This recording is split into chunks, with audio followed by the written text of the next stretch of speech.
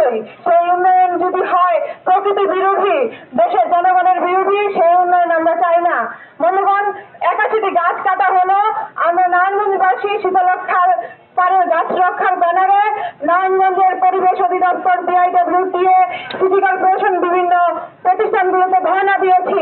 আমরা দেখেছি যে আমাদের এই ধর্ণা কোনো কাজ করেনি। কারণ হচ্ছে এরা এরকমই উন্নয়নবাদ, যারা হচ্ছে উন্নয়নের নামে দুর্নীতি করে চলে। আমরা কার কাছে বিচার চাইবো? যার কাছে বিচার চাইবো, যে প্রতিষ্ঠানগুলোর কাছে বিচার চাইবো, তারাই দুর্নীতিবাদ। ফলে এদের কাছে বিচার চাওয়ার মতো পরিস্থিতি বাংলাদেশে এখন আর বিদ্যমান নাই। বাংলাদেশের মানুষকে ঐক্যবদ্ধ হতে হবে। কারণ প্রকৃতি ধ্বংস হলে বাংলাদেশের সব মানুষের জীবন হুমকির মুখে পড়বে। আমরা দেখেছি যে গ্রীষ্মের সময় প্রচন্ড তাপদাহে যখন দেশের মানুষ কাটাচ্ছে, সেই সময় বাংলাদেশের বিভিন্ন অঞ্চলে 1000, 2000, 3000 গাছ কাটার উৎসব চলছে। এই যে প্রকৃতি বিরোধী যে ধ্বংসস্তূপ এই বাংলাদেশের এই সরকারের অধীনস্থ লোকজন করতে শুরু করেছে, এই দুর্নীতি বন্ধ করতে হবে। দুর্নীতিকে বাঁচিয়ে রেখে উন্নয়ন আমরা চাই না।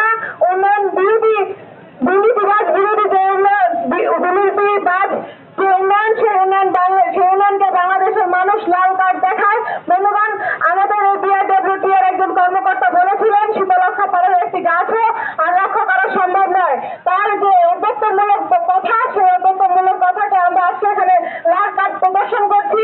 এবং যে আমরা পত্রিকার মধ্যে খুললেই দেখতে পাই যে প্রত্যেকটা জায়গায়, এমনকি গতকালও দেখলাম যে সুন্দরবনের চতুর্পাশে বিভিন্ন রিসোর্ট করার নামে পরিবেশকে ধ্বংস করা হচ্ছে।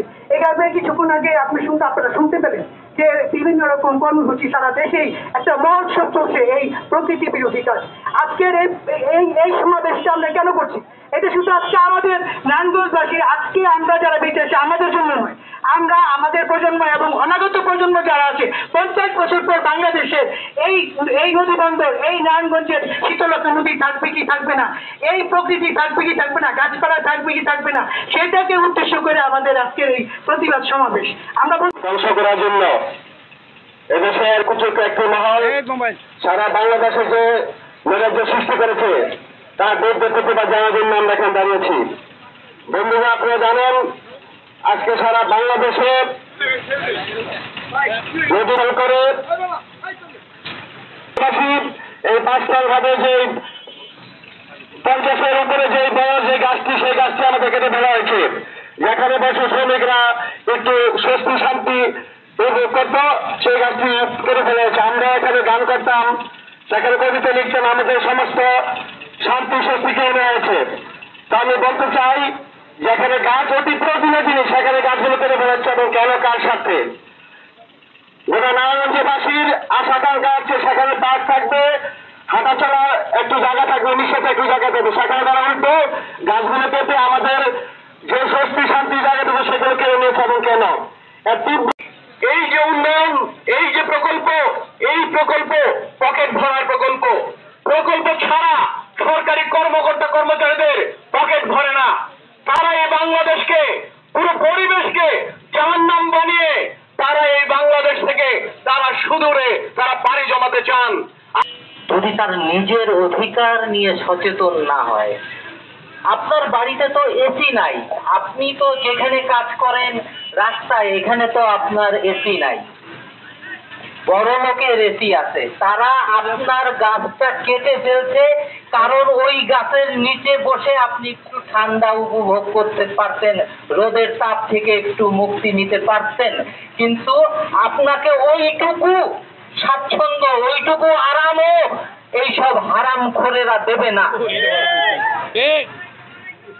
এরা গাছ কেটে ফেলবে। উন্নয়ন, উন্নয়ন মানে কি?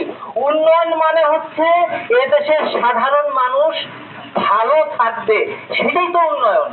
এখানে যদি একটা বিশাল বিল্ডিং হয়, সেই বিল্ডিং এ যদি আপনি ঢুকতে না পারেন, সেই বিল্ডিং আপনার যদি কোনো কাজে না আসে, তাহলে তো এটা আপনার উন্নয়ন না। অথচ আপনি এই দেশের জনগণ, আপনার ট্যাক্সে সবকিছু হচ্ছে, কিন্তু আপনার উন্নয়নে আপনার কিন্তু কোনো অধিকার নাই। এমনকি আপনার যে গাছটুকু, সেই গাছটুকু পর্যন্ত আপনার মাথার উপর থেকে সরিয়ে নিতে সদা তৎপর।